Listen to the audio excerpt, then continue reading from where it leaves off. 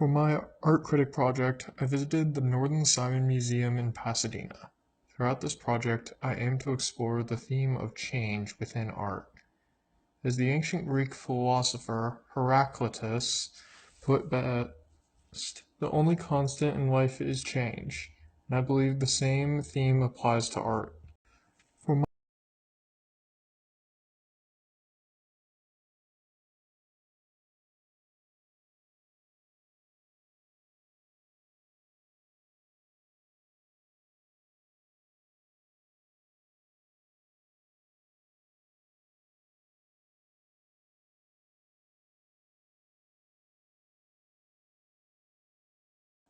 my first example of change is within the artist Jean-Baptiste Camille Corret's pieces. He was born in Paris in 1796 to a prosperous draper and a mother well known as a fashionable modiste or dressmaker. He grew up with a love for nature and enjoyed many lazy afternoons, going for long walks and getting captivated by the world around him. His father intended for him to be a merchant, but he was soon found incompetent in a merchant's craft. Realizing this, his father enrolled him in a night classes at the Académie Suzette where he could train his craft. By the age of 26, his parents conceded he would be a better artist than a merchant, and he was allowed to pursue art full time even though they remained doubtful of him, referring to him as an amateur. My first example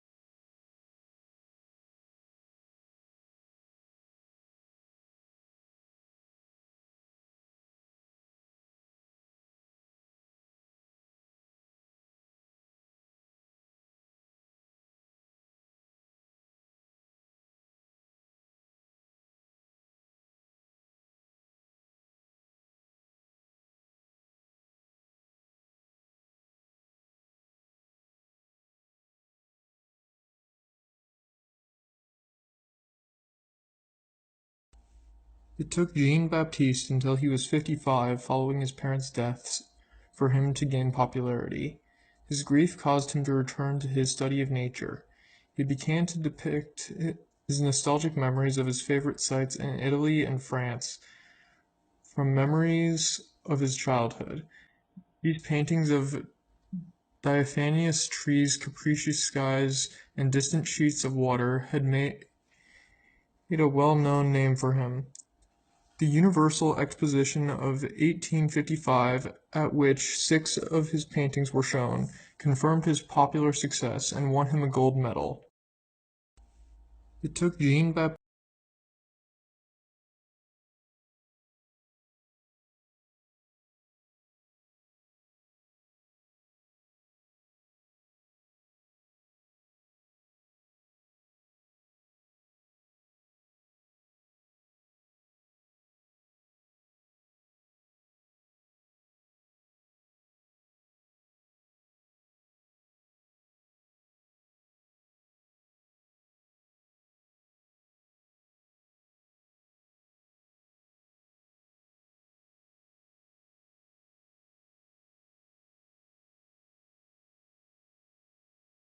But all this success came at a cost.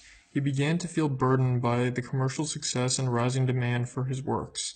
Due to this pressure, he fell into repetitive tendencies, feeling confined by his success. He felt afraid to change his styles and techniques. As a result, many imitations and forgeries arose from his works. But all this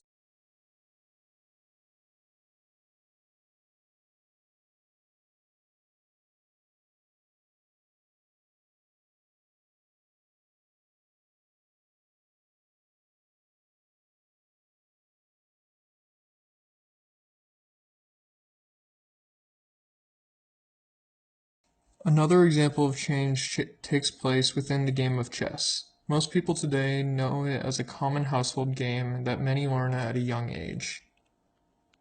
Some continue to master different strategies as they become more accustomed and familiar with the game.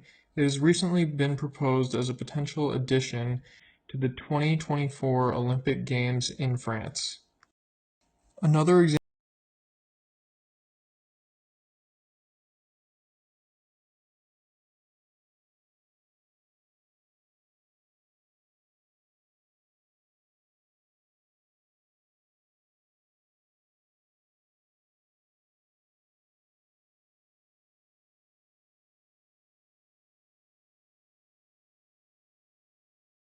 This game also boasts a rich history spanning over 1,500 years. Its journey began in India during the Gupta dynasty in the 6th century, evolving into the complex and beloved game we know today. It was originally called Chaturang, which translates to four divisions. It was played on an 8x8 square board with 16 pieces for each player, representing a war between two armies similar to a board today.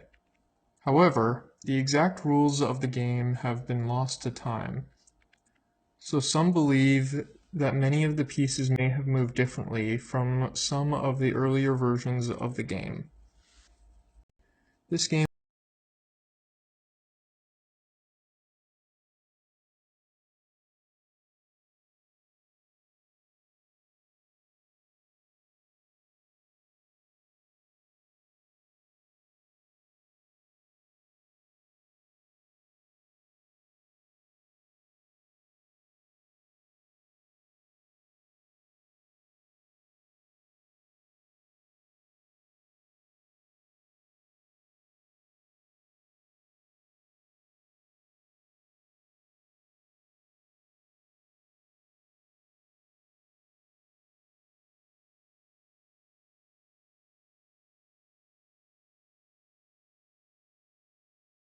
The pieces mirrored the military structure of the time, with components representing chariots, elephants, cavalry, and infantry.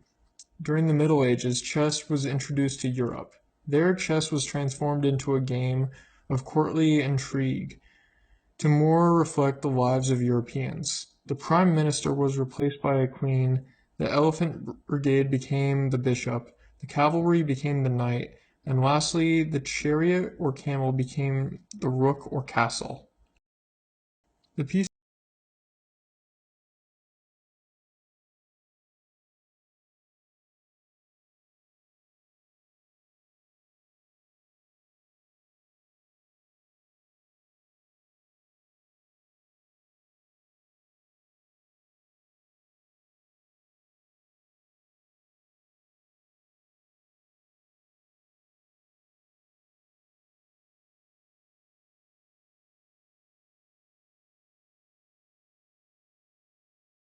This particular chess set, known as the John Company set, was crafted in New Delhi around 1850 for the British East India Company.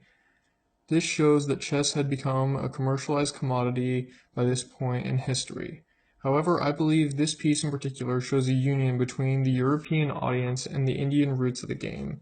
This is intended to be a showpiece in addition to a regular functional chessboard, although the pieces are beautifully decorated to reflect the original concepts of the pieces rather than that of a European court. Also, noticeably, the armies are not color-coded. Rather, the two opposite sides of this set are depicted as the Sikh army, whose soldiers have beards in addition to mustaches, and the Afghan army. Many Europeans would not be familiar with this conflict, and many, myself included, would have difficulty differentiating between the two sides without knowing what to look for.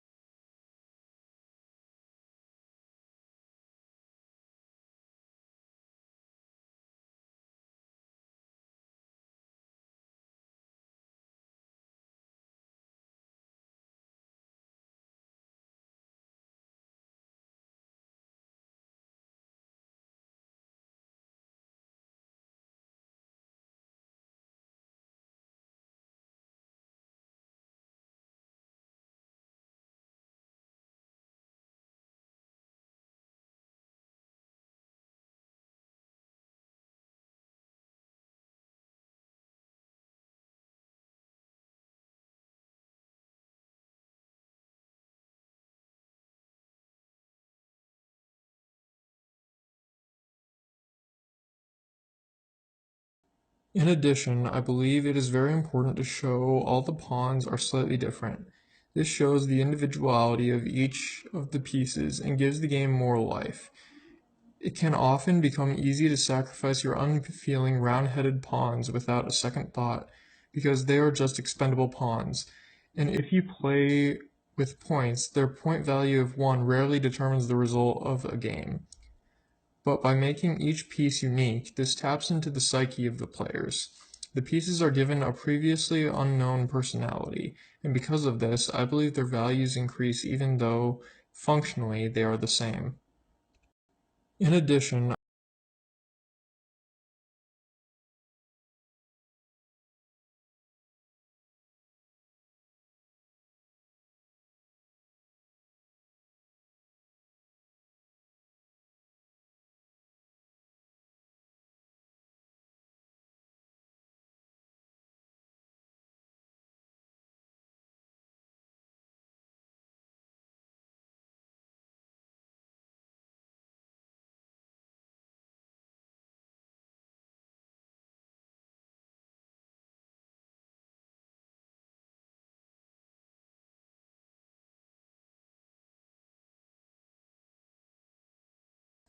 on a more personal note, I feel more of a connection with this piece because I have a hobby of collecting chess sets. It began when my grandparents gave me a chess set they purchased during a trip to Japan. I like how each white space has a different Nihonga print on it, which gives the board a unique aesthetic, and all the pawns have different hats, staffs, and faces.